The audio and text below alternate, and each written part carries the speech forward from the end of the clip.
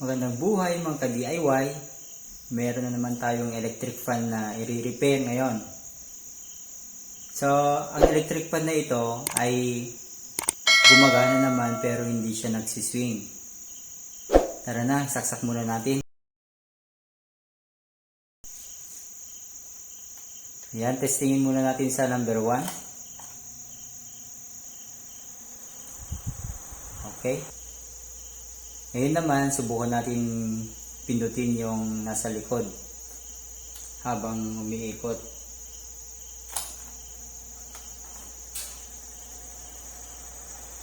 Yan.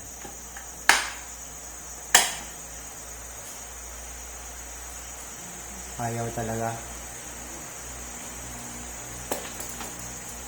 Ayaw. Yun o. Hindi siya umiikot, guys. Mga ka-DIY, hindi siya umiikot. So yun yung sakit ng electric fan na ito. Gumagana siya pero hindi siya nagsiswing kahit pinipindot na natin yung nasa likod.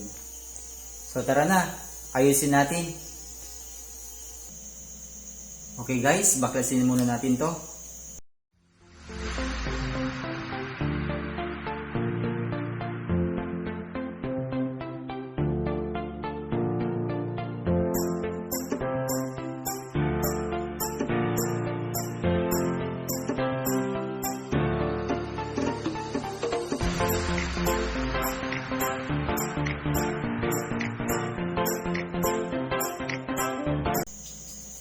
Para matanggal ito mga ka-DIY, gagamit tayo ng gunting. Ito.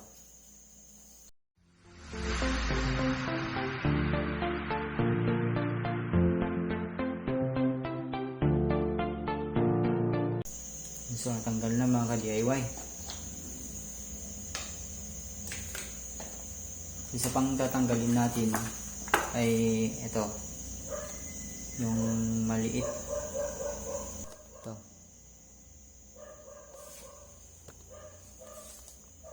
So, kuha tayo ng pliers mga ka-DIY para tanggalin to.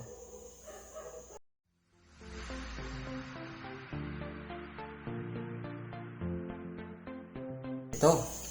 Ito na pala. Kaya pala hindi siya nagsiswing kasi putol na yung kanyang gearbox assembly. Ito pala yung cause kung kaya hindi siya nagsiswing. Yan o, nabali siya. Pakita natin sa ilalim. Ayun. So kailangan natin palitan to mga ka-DIY.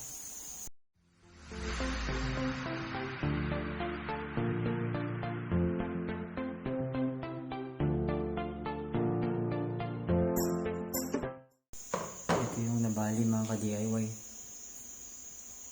Yan. So kailangan natin palitan tong gearbox assembly. Tsaka ito. Tanggalin din natin. So ito yung reserba mga ka-DIY. Buti na lang may reserba pa akong isa. So tara na, ikabit na natin.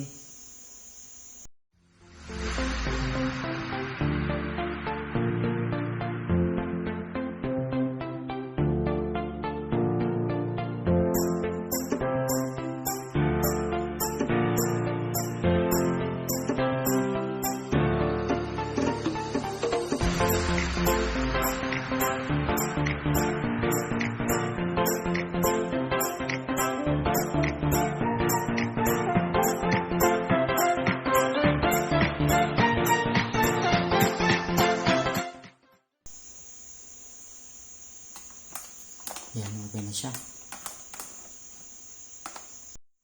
Ayan, mga ka-DIY, subukan na natin saksak. Tingnan natin kung nagsiswing na siya.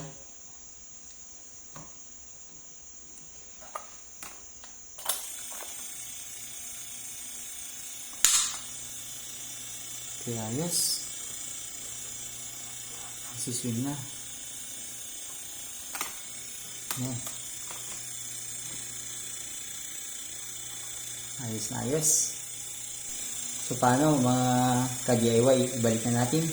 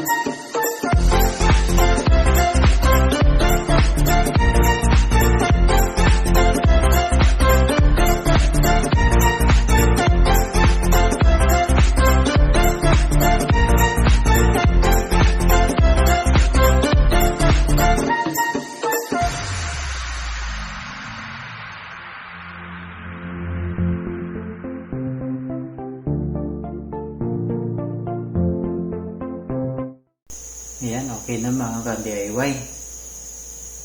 Subukan na natin isaksak.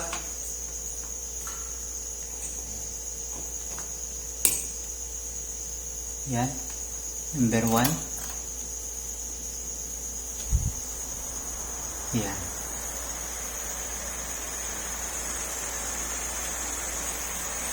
Okay na okay.